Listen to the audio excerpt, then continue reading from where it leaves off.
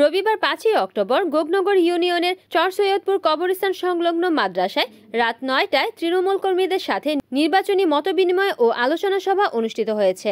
সভায় প্রধান অতিথি হিসেবে বক্তব্য রাখেন বাংলাদেশ ইসলামী আন্দোলনের মনোনীত নারায়ণগঞ্জ 4 আসনের সংসদ সদস্য প্রার্থী মুফতি ইসমাইল সিরাজি আল মাদানী। গোগনগর ইউনিয়ন ইসলামী আন্দোলন বাংলাদেশের সভাপতি আব্দুস সবুর মুন্সির সভাপতিত্বে অনুষ্ঠিত অনুষ্ঠানে উপস্থিত ছিলেন নির্বাচন পরিচালনা কমিটির আহ্বায়ক অ্যাডভোকেট শফিকুল ইসলাম, মোহাম্মদ আমানুল্লাহ আমান, সদর থানা ইসলামী আন্দোলন বাংলাদেশের সভাপতি মফিজুল ইসলাম, নারায়ণগঞ্জ জেলার সাবেক সহসভাপতি আমিন উদ্দিন আমিন, গোগনগর ইউনিয়ন শাখার সাধারণ সম্পাদক নাসির উদ্দিন, সদর থানা কমিটির মাওলানা ইব্রাহিম আজাদ প্রমুখ। বিগত 2024 সালের 5 আগস্ট বাংলাদেশ স্বাধীন হলো।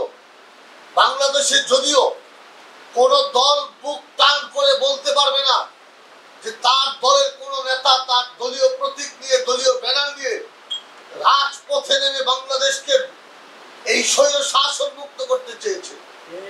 কেউ বুক টান করে বলতে পারবে না বাংলাদেশের কোন দলীয় প্রধান, কোন দলীয় নেতা তার দলের ব্যানার নিয়ে রাজপথে এই জুলাই অভ্যুত্থানে ছাত্র জনতার সাথে মিলে একাকার হয়ে এদেশকে মুক্ত করার জন্য রাজপথে নেমেছে একমাত্র ইসলামী আন্দোলন ব্যতীত। আমরা মনে করেছিলাম নমরুদ গিয়েছে, এখন দেখি নমরুদের থেকে বড় ফেরাউন আসতেছে। মনে করেছিলাম চাঁদা মুক্ত হবে বাংলাদেশ, মনে করেছিলাম বাংলাদেশ দুর্নীতি মুক্ত হবে, মনে করেছিলাম বাংলাদেশের মানুষ আবার বাক স্বাধীনতা ফিরে পাবে। কিন্তু ভাগ্যের নির্মম পরিহাস, এই 13 মাসে আমরা যেটা দেখতে পাইলাম বাংলাদেশে বৈষম্য বিরোধী আন্দোলনের পরে এখন মানুষের বুকে লাঠি দিয়ে হত্যা করা হয়, মানুষকে পাথর মেরে হত্যা করা হয়। যেটা আইয়ামে জাহিলিয়াতে ছিল, সেই আইয়ামে জাহিলিয়াতকে অবর্তিক করেছে বর্তমান সময়। আশ্চর্যের বিষয় হলো, কষ্টের বিষয় হলো, দুঃখের বিষয় হলো, পরিতাপের বিষয় হলো, এই স্বাধীন করার পরেও আমরা এখন দেখছি ইসলামপন্থীরা আবারও বৈষম্যের শিকার হচ্ছে। কোন একটা দলের ইঙ্গিতে বর্তমান উপদেষ্টারা তারা সেফ এক্সিটের আশায় কোন একটা দলের ইশারায় তারা চলতে যাচ্ছে।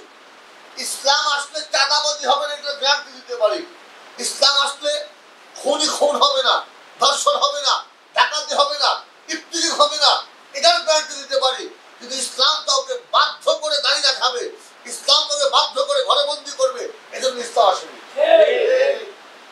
আমার দায়িত্ব আপনাকে বলা হয়, আপনাকে বারবার বুঝানো, আপনার বারবার পায়ে ধরা, বারবার আপনাকে জানিয়ে দেওয়া যে ভাই তুমি যদি শান্তিতে থাকতে চাও ইসলামী পোশাক পরো, তুমি যদি ইফতিজিং মুক্ত সমাজ করতে চাও তুমি তোমার শরীরকে ভালো করে রাখো, ভালো শালীন পোশাক পরো।